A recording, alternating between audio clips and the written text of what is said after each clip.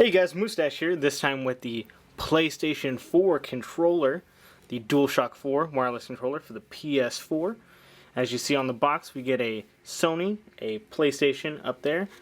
Right on the top, we get a DualShock 4 wireless controller.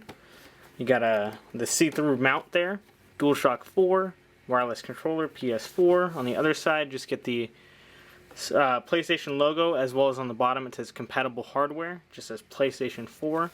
On the back, we do get a PlayStation, it says DualShock 4 wireless controller, it says touchpad that supports multi-touch, opens up new gameplay possibilities, built-in speaker and stereo headset jack, and new audio options. And then on the bottom it says dual analog sticks and shoulder buttons retain that classic ergonomic feel with improved control. And then right here we have the share button. Share button makes social interaction easy with instant gameplay, video, and screen uploads. And then right down here, in enabled games, light bar combines with PlayStation camera to precisely track players' positions and movements. It says USB cable not included. To connect charge the controller, use USB cables supplied with the PlayStation 4 system. Now on the other side, just another PlayStation symbol, as well as DualShock 4 wireless controller, contain the DualShock 4 wireless controller and instructions manual. So there's that. As you can see, we get a nice window box. Kind of gives you a look at the PS4, much like the previous boxes, with the kind of outside and then it's see-through in the middle. So we'll go ahead and crack into this baby and see how the controller looks. So here it is in hand, the Sony PS4 controller, looking awesome. You can see some slight differences here between the other controllers and the new one. So let me go ahead and kind of show this off. On the bottom here, you get a kind of a weaved pattern. And then on the top, or still staying on the bottom, we have a jack for the headphone and for a charge port, as well as the PS button on the middle. You got the speaker in the middle, as well as you have these nice raised edges on the analog sticks. Would feel and look great. They're actually rough. They're not like the normal kind of smooth sticks. The buttons are actually closer for the D-pad and for the normal character pads. You got these new triggers, as you can see here. They are curved compared to the old ones, as well as they don't kind of just stay straight. As well as the new share and options button. So those look really cool. And then you have this awesome touchpad in the middle.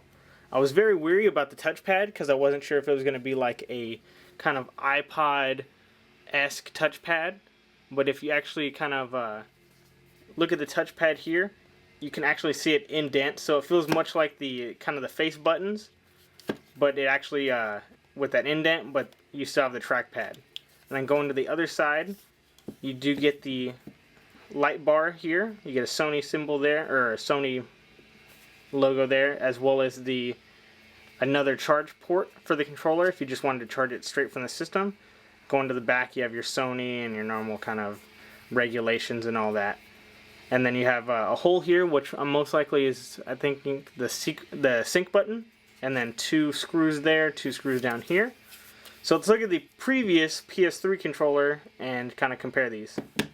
So we're back with the previous PlayStation controller, and as you can see, the differences when they're just laying on the ground, they kind of have a slight lip up to the face buttons, and then looking at the analog sticks, you do get a flat compared to the domed, as well as the smooth versus the rough. Of course, no ports on the bottom on the previous, and also a huge thing. There's no longer a start button on the PlayStation 4 controller. Everything's going to be kind of with the Sony PlayStation button.